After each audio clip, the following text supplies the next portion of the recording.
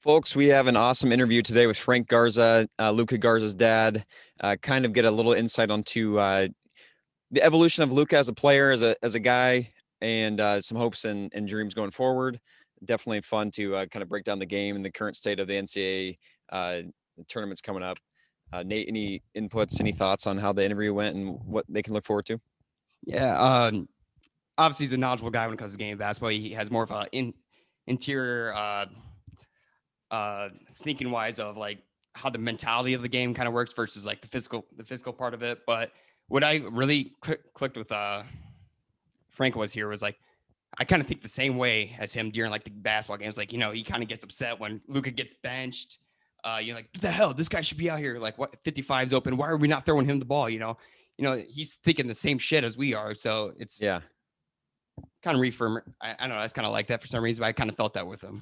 Yeah, very relatable guy, very conversational. I think everyone will have a lot of fun listening. It's the best part of the year, in my opinion.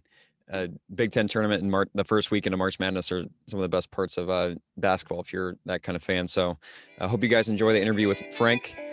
Let's get into it.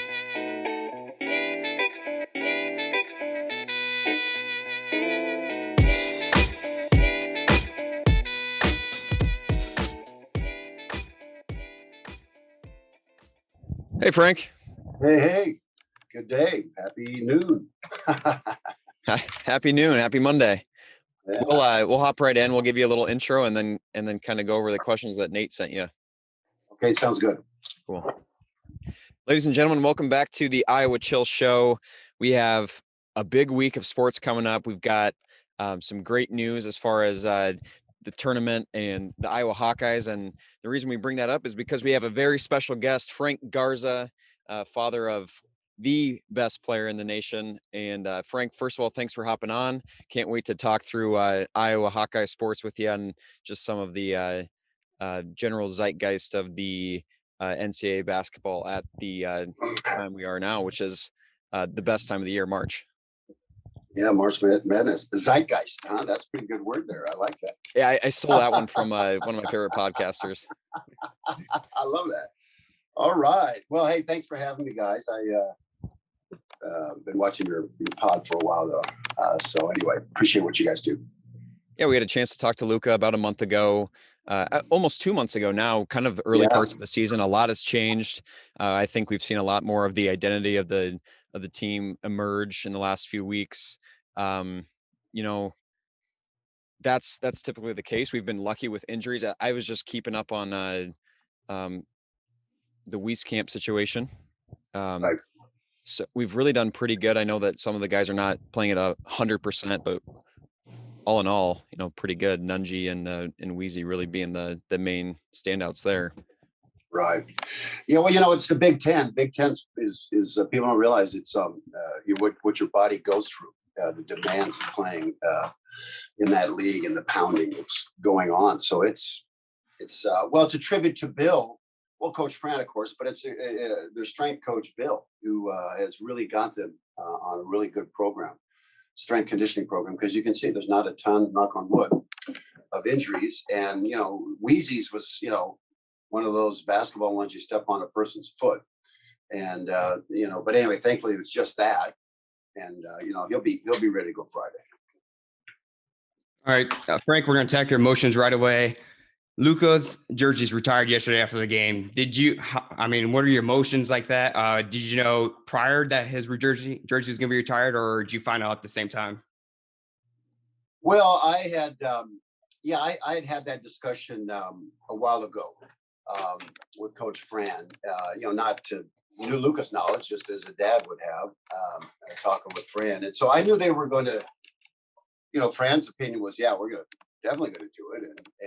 And I was just curious, and when we were making the decision to come back or not, I wanted to make sure I have all the things for Luka covered so that he could really look at it and examine it. And that was one of the things that was on there potentially. But it was, but to your question, Nate, it was, it hit both of us, all of us, because we didn't know they were going to do it right there. I was wondering what Mr. Barta was doing, what Gary was doing out there. What's he going to do? Is he going to, what's happening? I hadn't seen it before in any senior nights that, Barta comes out and says anything, because he's, behind the scenes guy, So anyway, it was very special to answer your question. And I was so thankful. I could feel everyone at home welling up as much as we were, because the big dude caught him off guard. And then there he was, this big 6'11", Garza out there tearing up just because, he's a human being, and his team means a lot to him, and the state and university, of course, will always be in his heart. So it was a great moment for him. I was just so happy for him because I know the amount of work he put in. I know I was mentioning to someone the other day, I remember all those times when no one cared who Luka was. He was just overlooked, and this white boy couldn't play at all, because he was growing into his feet, or just he was young. And so anyway, to see him get the full honor. 55 was my number in college, so to have our number up there in Iowa is special for me, and I know for Luka is something that makes coming back even more of a great decision. I don't know how you say that, right? We were coming no matter what, but in terms of not looking back, but how beautiful is that? In a year now, guys, with the league, this is a tough way to play. Not only are they're physically okay, but they haven't been out getting sick. They've just been. You imagine all the pressure, and then not be able to hang out in class and talk, or just go out to eat at a restaurant, just hang out, just purge some of that stress, and not having any of that. And not only that, you work out with your teammates all the time, but then you live with them too. Luka lives with 4 of his teammates, so it's like it could be a little edgy, to say the least. Cabin fever. Yeah, just a tribute to how much they care about each other. And for sure, it sure seems like that. There was a lot of awesome emotions when he got the scoring record, and also with the retired number. Speaking of that retired number, and the old playing days, let's take it back to 1983 through 85 in Idaho. Tell us about your playing days and a little bit of how the game has changed. Well, thanks for the question on that, Bryce. Well, well, let me put it this way. I played D1, right? But it was, I wouldn't even call it mid-major, but, it's not low D1, but it was up there. Point of fact, the year before, Idaho beat Iowa. Lute Olson was coaching at the time in an overtime to make it to the Sweet 16 and sent Iowa home. Just as you see there, if you look at that up, you'll see the year before we sent the Hawkeyes home, and the Vandals went on. Lost to Georgetown right away, but anyway, they made it to the Sweet 16. So when I played, it was a conference called the Big Sky Conference, and guys, they initiated the 3-point line my junior year in basketball. Okay, right. That's when it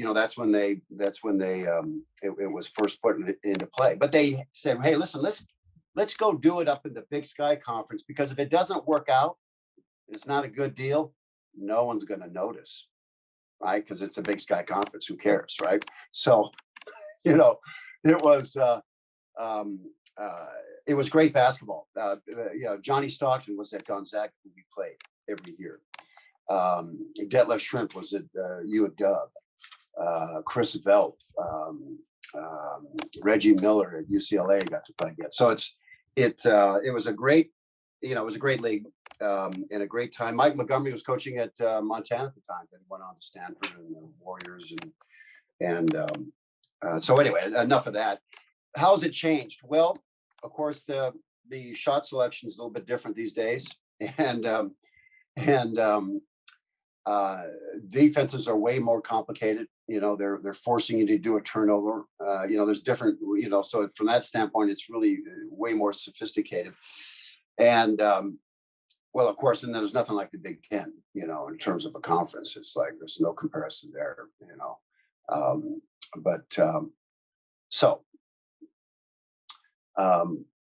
I was laughing at Luka about that, because there's obviously, he's way better player than me. I'm still a better free throw shooter and hook shot. He only averages double the points as you, yeah.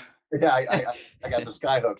I got a better sky hook, but other than that, he's got all that stuff, which I'm happy about as a dad, But the game is the game, though, gentlemen. There's, I'm old school. Luka's game is old school because they're based on principles, and principles have promises. If you do them right? If you bend your legs every time, if you do that, the ball's going to go in. If you do this, you do that, you're going to win. So from that standpoint, it hasn't changed at all. And I'm proud of the fact that Luka is, in his play, is reflecting all his coaches, but particularly mine that were very important to me. Bill Trumbo, my college coach, who passed away 3 years ago now, and my high school coach. So they're now both gone. So it's like he's doing stuff that, unless he teaches somebody else, no one else is going to be doing Sure. it. The legacy can, from those two guys, can move on, and then he can hopefully pass that down. You spent some time in Hawaii with Bill, correct? Correct. Yeah, we went from his freshman year in high school on. We spent summer there. More of a boot camp than people say, oh, Hawaii. Oh, we went to the beach in 4 years once. Yeah. Right. I mean, once. So it was work, and it was, like anything else, you go away someplace and you just focus on what your trade is. You get better fast. You transform because there's no distractions. You don't have the AAU stuff. You don't have all that garbage. You're on an island, middle of the Pacific Ocean. For sure. The only way to get home is to swim. Yeah. Right. Well, so you certainly see that kind of not even the mentality, but the thing I've been most impressed with Luka is his evolution from, really being the guy that nobody talks about to now the guy that's like, what can't he do? He's never going to be the fastest guy, but other than that, he has got almost everything in the repertoire, and that's not always, that doesn't just happen. That doesn't happen by, messing around at the beach. I do, you have to give your hats off to first yourself and then also the coaches and most importantly, Luka, for putting his head down and really evolving and turning into the player that he's become. Yeah, no, he did the work. I mean, I organized it, but he did the work. It's like, you did see the skyhook, right, Nate? He did a little skyhook last night. He was like, he hasn't been able to use it because he's triple teamed. You need to have some space with a skyhook, to curl it up. But if you're triple teamed, they're going to steal it right from your hand. But he got a chance to do it. And he was like so shocked. It just fell off the rim. But I think you're going to see more of that in the tournament because people aren't ready for it. Because he hasn't been able to use it. And I think when we face teams in NCAA, they won't, they'll see film and the double teaming, but I don't think the coaches are going to end up doing that. They're going to try and play them straight up, so he'll have a little more maneuverability and whatnot. So we'll see. But yeah, no, all that stuff. I mean, he practices as much skyhooks as he does the jump hook. He just is only using the jump hook, right? So it's like they're there in the bag, kind of like a golf club. Right? Which one do I need? I need a 9-iron for this one, So he has them all there. And of course, you'll see more of that at the next level because he'll have to use those because his inside game will translate. But there's going to be a bunch of 7'2" guys in there that you're just not going to be able to pound it over. You're going to have to shoot it over with a hook or a dipper or reach back or, some other kind of, delivery. But we do that in his Micans. When he warms up, he does every one of those finishes. And so anyway, I'm looking forward to that stuff. But yeah, no, you're right, Bryce. And no one said his name before. In fact, he, for most of his career, until he got into college, he was overlooked. He didn't even get into the NBA 100. They take every year, right? He couldn't even get on there. I had to call up Lefty Driesell, who is the father of his high school coach, Chuck Driesell, because I think it was Calvin Murphy was running it. And he was an assistant for Lefty when he was at Maryland. So I say, hey, coach, I got to do it within the rules. But man, what can you do? I mean, how could he not be one of them? So, because he didn't jump high, he wasn't on any list. He wasn't. I think he was ranked 2 or something as a junior. I mean, just terrible stuff. So anyway, we get on the injured reserve list, guys. So we were actually that morning. We're getting ready to go to Alabama to see Avery Johnson and to meet Nick Saban, which Avery had set up for us. And by the way, he's Yugoslavian, Saban is, and so is Luka. He's half Yugoslavian himself. So anyway, it was going to be a fun meet, and that happened. But I get the call, hey Frank, I go, what? You're on. So we had to cancel that. We subsequently went back down to Alabama to see Avery, but he ended up being one of 7 All-Stars, including with Zion Williams at the camp as a guy that had the number 100 on his jersey since he was the last. But look at him now. Now people are, it's almost like his grandmother was saying, 99-year-old grandmother was saying, essentially, your team must get sick of this stuff. Your face is everywhere. Every time you're there, it's Luka this, Luka that. They must just get sick of that. And Luka's like, yeah, I'm sick of it too, in a way. No Not doubt. sick of it, but you know what I mean? It's a lot of pressure in a basketball season where you've got no relief and you're living with those guys. And so, and he's doing, how about this? Do you guys play sports in high school or school? Yeah. How about scoring more points in college than you did in high school? Right? How about that? How about averaging more in college than you did in high school? You know how hard that is to do. And to do it this year when he's for sure double, triple team. There's not one time he's not getting hit. Yeah, not anymore. Once the transition from defense to offense and he's on offense, they're smashing into him, not letting him run, they're banging him, and they just can't call that many fouls, right? They'd be calling a foul every time if they did it by the book. But so anyway, incredible that he was still able to do all this, but it's a tribute to his work ethic. It's a tribute to his commitment. And, after you put log in thousands and thousands of hours, no matter what you're doing, after a period of time, it becomes intuitive where you don't have to think about where your feet are. You know where they are. You don't have to really worry about where you are around the basket. You have a sense of where you are. Sure. You don't have to really worry about what's going to happen next because you're in the flow of it. So you can't, there's no shortcut to that kind of elite performance consistency. It's just flat out, balls out work.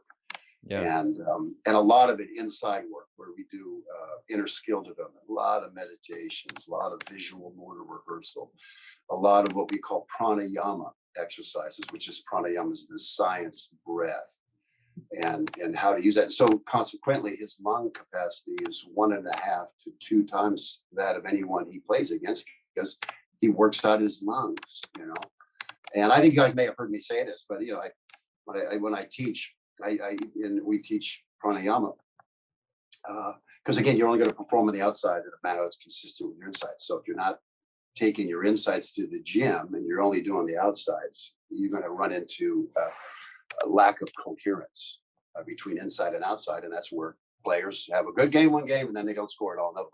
And it is just like flakiness because they're not coherent because they're not working on the inside. But the point's this: how long can you live without food? Well, maybe 2-3 weeks, right? How long can you live without water? Well, about 3 days if you're healthy, less if you're older. And then how long can you live without a breath? And of course, 1.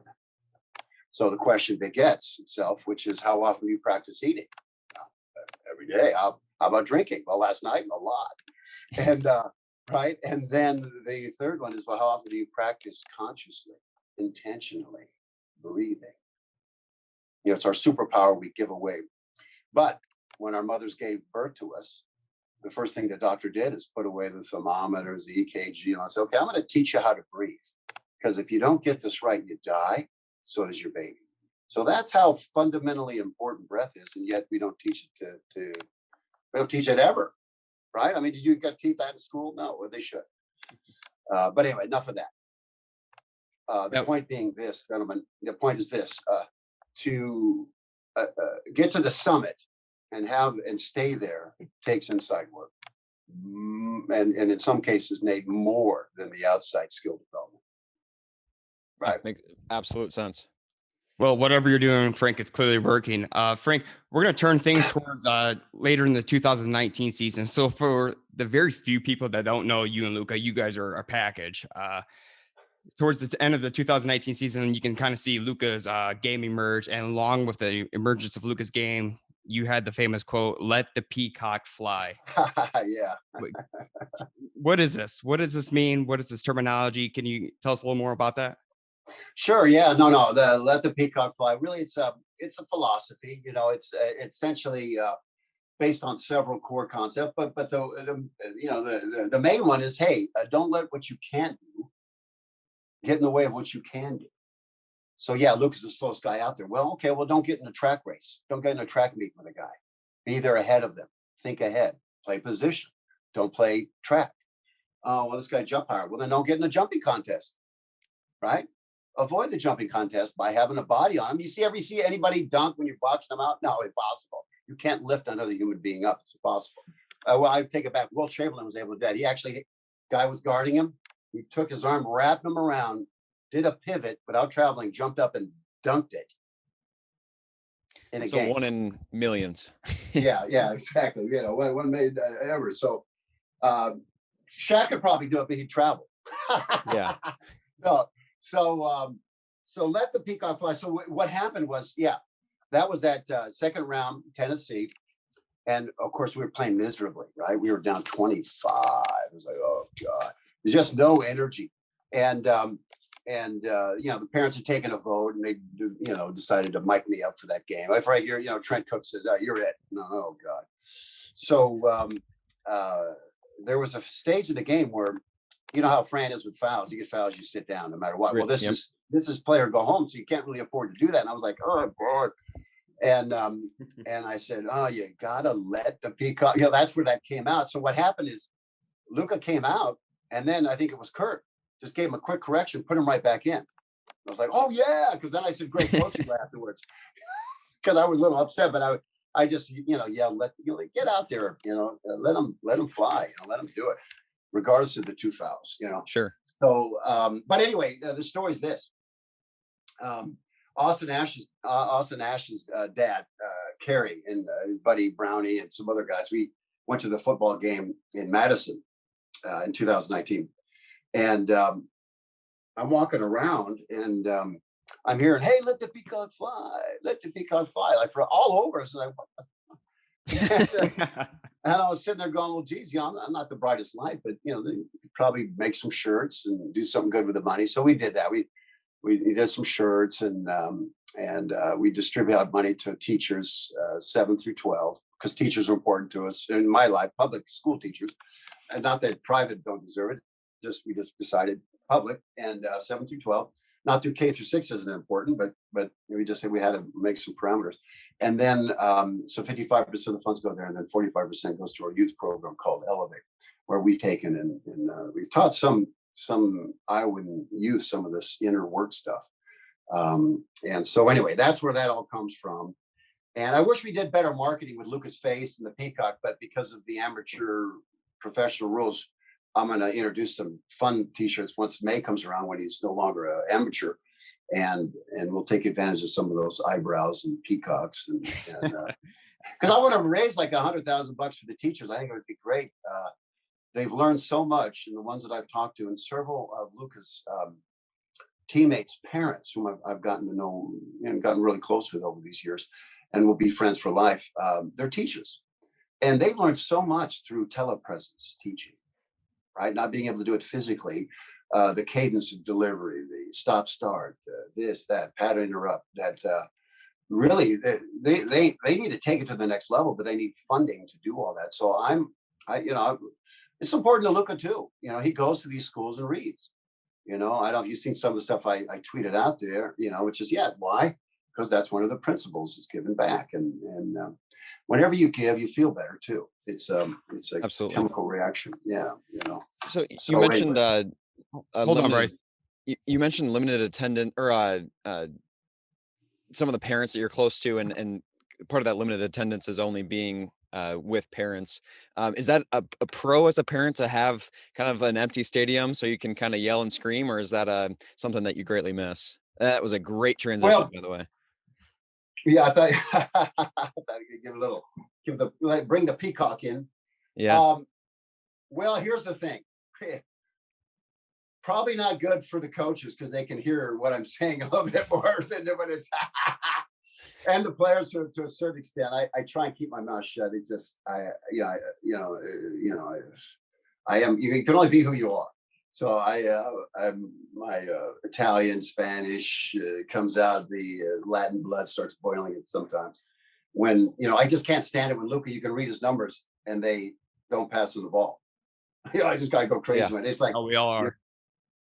you can see his numbers, or they dribble right into him. Well, if you can dribble into him and crowd everyone, just throw it in. So, but that, again, the guy trying to make the pass has got somebody in his face jamming him. So it's not as easy as it looks, obviously, gentlemen. But still, there's some times that I go, what the? So anyway, it's probably not good for those around me because I'm loud. In fact, I have like a little Garza space where people kind of just move out of the way. They just want to be around. During crunch time. But actually, what I do is I have Luka's girlfriend and her friend. So it's like a fun party for me. I feel younger after every game because I'm hanging around with 20-year-old gorgeous women, And yeah, good company. I love this. Yeah, exactly. But from Luka and my standpoint, it's really hurt because there are times in the year, particularly freshman sophomore, where we'd go work out. There'd be something going on like we would have done this year because his shot was a little bit off. All it takes is maybe 30 minutes, he and we fix it and do it, boom. Just because we've been doing it our whole lives. There's something about that energy exchange. It just works. And so we haven't been able to do that. He would take his phone to the gym and let me see him. But, so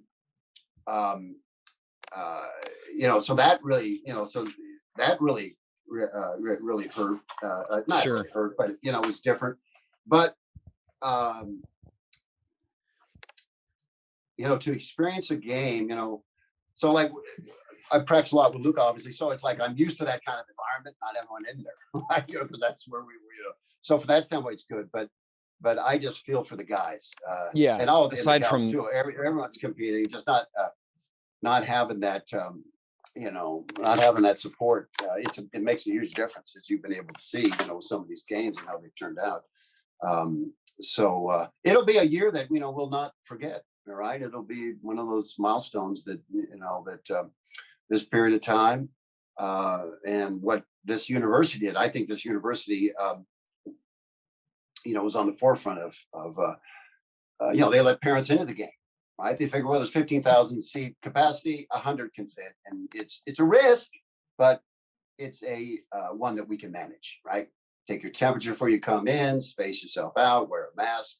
Really, you can manage that kind of risk. Whereas somewhere like Indiana, no, Michigan, no. So there were several games that couldn't go on because of that. Even Christmas Day, the boys can't even see their mother, right? Because the Minnesota wouldn't let anyone in the stands. That to me was just. And I know there's bigger fish to fry. People are dying, this and that. But I think leadership must have a little more sensitivity to what. Because guess what, gentlemen? They got the contracts done, didn't they? They got the TV slots done, didn't they? They got the advertising done, didn't they? Yeah. Couldn't you spend just a little time on what would be good for the kids? Like, letting them, parents see them on Christmas Day, even though they can't touch them. They could watch them while they played. So there was a lot of that I think now that it's been exposed, because everyone makes mistakes, right? It's not like, point fingers. No. Okay, how do we make it better? Right. Right. Okay, now let's fix it. Now let's do it and make it work. And so anyway, I also feel, gentlemen, all those folks out there that were D2, D3, and AIA, and these are athletes that are every bit the athletes sometimes in D1. They're just smaller, perhaps. They're shorter. They're not big enough, right? And going to great schools and working hard, just like Luka, on doing that, and they didn't even have a season, So it's like, wow. Or yeah, it's a bummer. Now seasons are cut, right? Now sports are cut, right? So it's like, wow, could you imagine, Yeah, so bummer from the environment and, at times with Minnesota, the parent standpoint, but also some things to be thankful for. At least we're able to play and compete at that level. So I figured that was going to be the answer. That sometimes nothing to whine about. Yeah, nothing to whine about, Jeff. Sure. I mean, listen, we're not, he's not having to fight a war. He's not, having to suit up like men and women do every day and do that. So yeah, no, this is a blessing. And yet at the same time, we can be empathetic to these kids and what they're being asked to do, and that they deserve consideration too. That's all. That's just the point. Yeah. You bet. I figured that the sometimes the sideline coaching was preferred. To be kept further along the sideline, and sometimes it was welcomed with open arms. Yeah.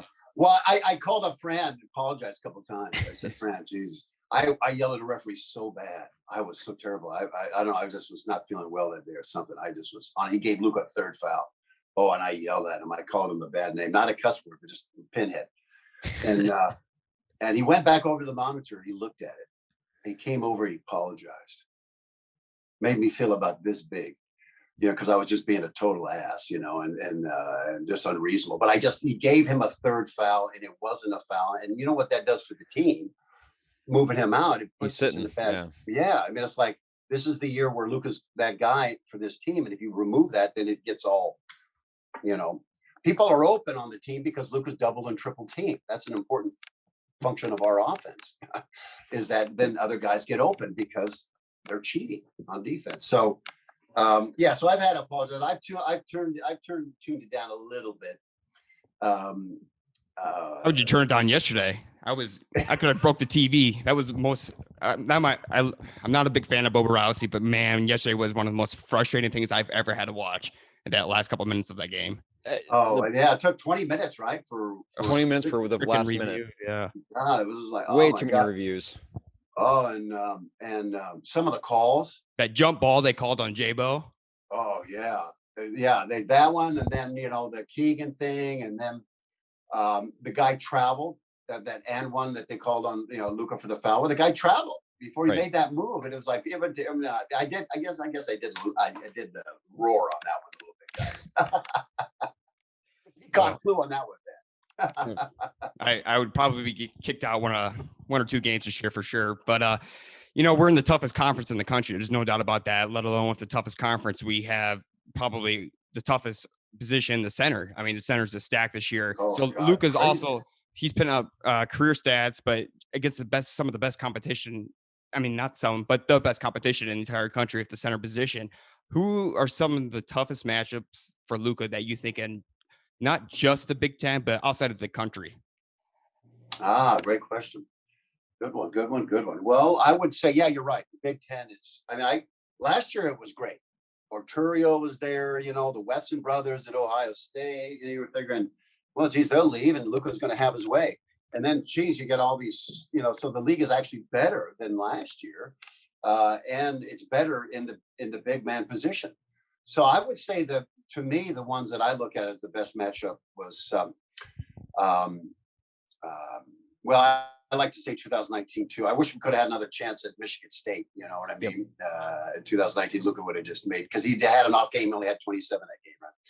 And 12 boards or something. But that guy blocked a shot one time as he was falling down. So it's like, hey, listen, if a guy's gonna have a hernia and celebrate, and the crowd's gonna go crazy because you blocked your shot, well, then hey, that says a lot about me, right? You guys are really worried about me, right? Or this is a huge accomplishment for you. But I look at the guy at Purdue, the forward there. He's got big old hands, strong. I don't want to mess up his name. Williams. It's Williams, yeah. Yeah. And listen, these big men, when you see the journey and you see some stuff about these people, these are some fabulously talented people. I mean, just, like the Big Ten. I mean, just everyone's like so talented. But you find out, what he does, how he helps out. He does so many nice things there. But anyway, as a player, he's tough, big, strong lower body, smashing around, long arms, big balls. So that's a good one for Luka, because Luka's got NBA legs. He's got my father-in-law's legs, just gigantic oaks, the Yugoslavian oak, just gigantic. Well, this guy's got some big legs and can pound it around. Luka's in better shape and can wear him down. By the end of the game, that guy's totally gassed, or more than Luka say. And that happens a lot. He's playing 38, 40 minutes. Those are heavy minutes, particularly with Jack being gone. And he's getting smashed every time, and they're running their big man in, right? They rest them, come back in freshly to pound them in. They rest them, so they're sending in three guys constantly to whip up on her to try and slow them down. But the other one, so I like Purdue. The other one I like, I liked Arturo and I liked Jalen Smith in the previous years. And in fact, we worked out with Jalen in the spring and summer, getting him ready for for the pros and us getting ready to come back. And then so this year, I like Hunter. Just we worked out with Hunter. Lucas, they better hope they don't see Michigan. Michigan better hope they don't see Iowa, because Lucas got, you talk about. I know my son is, he's going to go after that, but he loves playing against taller guys. He's had his way with Michigan since this whole career. So I like Hunter too. He's a good kid. Sure. But Hunter's got to be a good one. And with the guy at Ohio State, geez, Givens or whatever, he's tough. The sophomore, he's tough. Mhm. He's going to be hard to stop next year if he comes back. And but for Luka, it's more Luka against the team, right? On defense wise, where these guys get 2 or 3 against Luka, so it's not even really, you know what I mean. And so it's like some of the matchups are some of the guys can help out on D. There's some good ones. The guy at Minnesota, he's a real good, they're good hands. And so they're almost better defensive matchups because they're the ones causing him to be covered because they're the double or the triple on the play. Yeah. So As a casual observer, it sure seems like the hardest matchups for him are when he's not able to get early position or when they are a little bit more physical, like Williams. Have you seen that over the course of the season, he's been able to maintain weight training and just obviously the endurance of the season to the level that will keep him able to run the floor and then also establish early position? yeah. No, I mean, rest is important. They've got many days now to rest, and so that'll be good for him. Get off his legs. But yeah, no, he's ready for it. He's his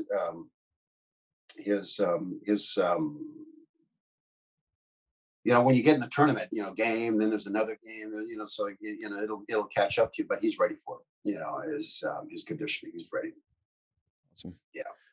So Frank, we were stripped this time last year. We were stripped of not just a Big Ten tourney, but obviously the NCAA tourney, which always sits in the back of my mind. Like, what if if we'd had an opportunity to play? How are we feeling about this year? Who's some teams that you think we might have to watch out for, or where do you think the Hawks can end up at? Yeah, good question. I would say, I'd always want to be first seed. If we could, that's not going to happen. That's so fine. Doesn't matter. We'll take whatever seeds there and go through. But I mean, I want to see Gonzaga again. I want to see them. I think the team does too. I think the team knows they could beat them. Oh, but they didn't miss. Yeah, we had an off game. They just couldn't miss. Suggs had a great game. Yep. And but they were ahead there for a time. If they were, and I think they were like, oh, geez, look at us. There was a little shock and awe going on there for them too. So there's that. I mean, Baylor's going to be tough. They're athletic. I mean, Texas Tech's going to be tough too to run into them in Texas. I mean, geez, those guys are athletic, long, and they really push the ball. Those are we don't see a lot of presses.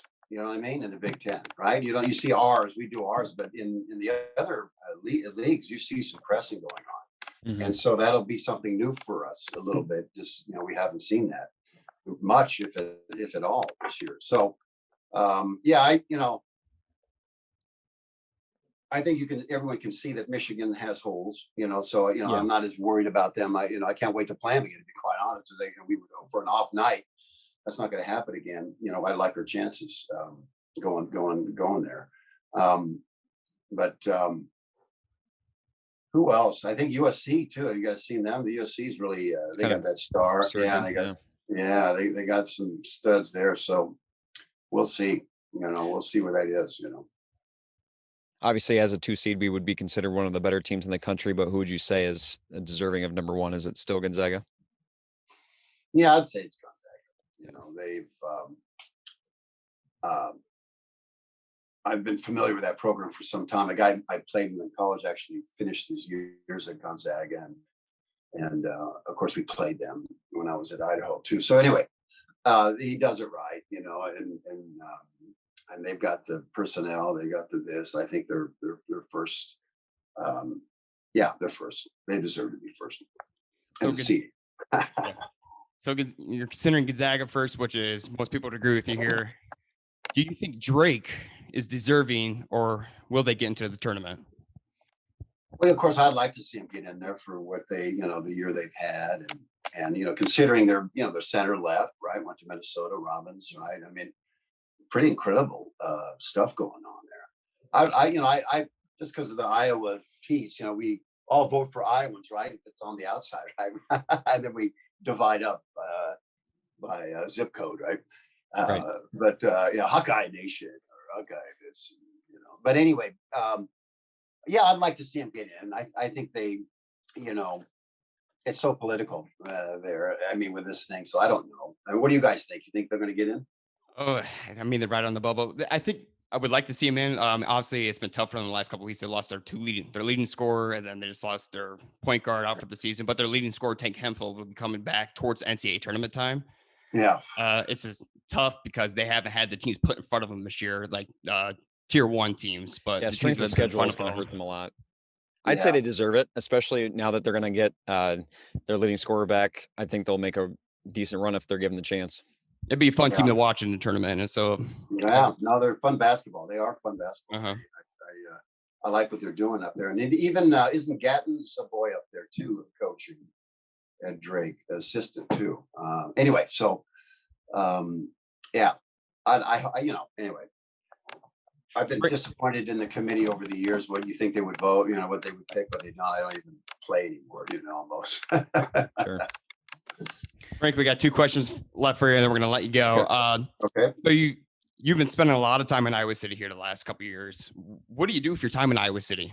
When you're here for a game, or you just stay and Good go? question. Yeah, no one's ever really asked me that. I appreciate that. Well, I take my work with me. I do a lot of Zoom training. So I can do training from my hotel room. I go for walks. Of course, this year, well, I guess it really didn't matter. I mean, even when I was here, I didn't go out. I'm not going out into I'm 58. It's like I read a book. I fall asleep by 11. So but so I do that. Yeah, long walks. Go to the library right across here. Hang out in the bread garden. Get some good food and then just train. And then go to the game and then get back on the plane. It was funny. I was sitting there at Ohio State, the Value Center Arena going, geez, the next time I'm here, if I'm here, I'll have to pay to get in.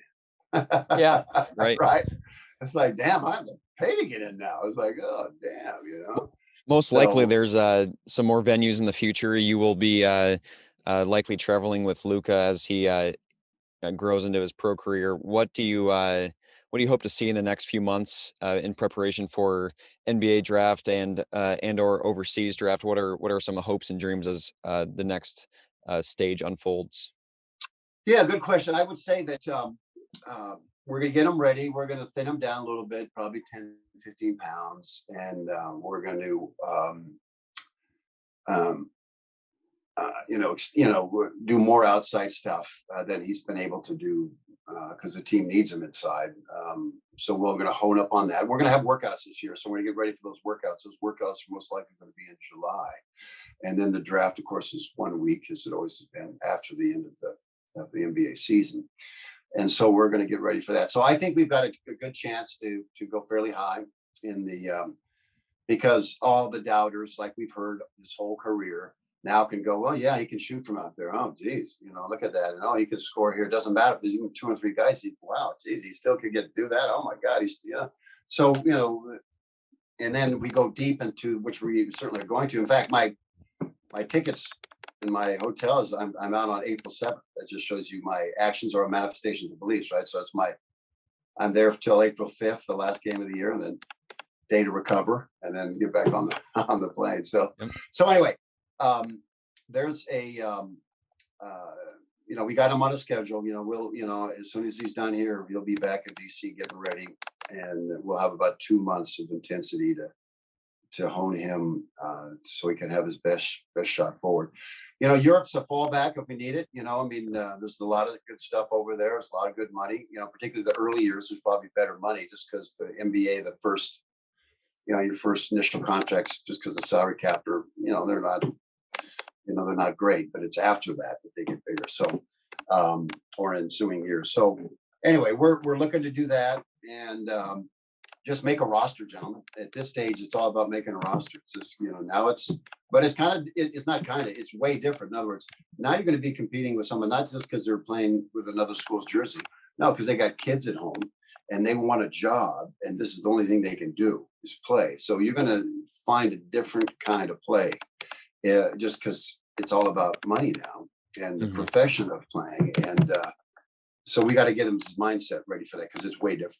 Guys will do stuff that they will have rehearsed, like how to foul without looking like a foul, how to do this. There's People take classes on how to do that, just because it's about getting paid. So he's going to have to get ready for that. And we're going to bring in some folks to work out with him. I'm going to, so we're going to see how that all comes out, but we'll be ready to roll. Awesome. Obviously we're wishing you and Luka the best of luck. We'll always support you guys, and we're the biggest fans of you. But before I let you go here real quick, I do want to acknowledge that you and I have shared let a peacock fly before in Las Vegas. You were talking to Zach Bohannon by the concession stand. I let it. I was a few deep on the beers, but I let it fly, and you just probably looking at what the hell. I love that. I was pumped to see. Right on. Right. Well, thank you for that. Or thank you for taking it the right way too. So no, that's super, man. Yeah, no problem. Yeah, that's fun. So you made it the Vegas trip, huh? Yeah, I did. It was a great time. Super. Yeah, no, that was a great trip, wasn't it? It was like, geez. Wish I came back with more money, but we had the most out of it. Yeah, psychic income. You had a lot of fun. Yep. Well, Frank, you and Luka have meant so much to the state, to the university, to the fans, and we love the videos. We love everything about you guys. So congratulations on the success that you shared with Luka, his retirement of his jerseys. We'll always be cheering for you guys. And thank you for hopping off this podcast. We know you probably have Sports Center, CBS, Stephen A. Smith, I know, trying to contact you, but you decided to hop on the Iowa Chill Show with Nathan Cruz and Bryce Borchelli. So we appreciate that, and go Hawks. All right. Thank you, gentlemen. Thanks, Frank. Wish you the best of luck. All right. Likewise. Thank you so much. All right. Bye.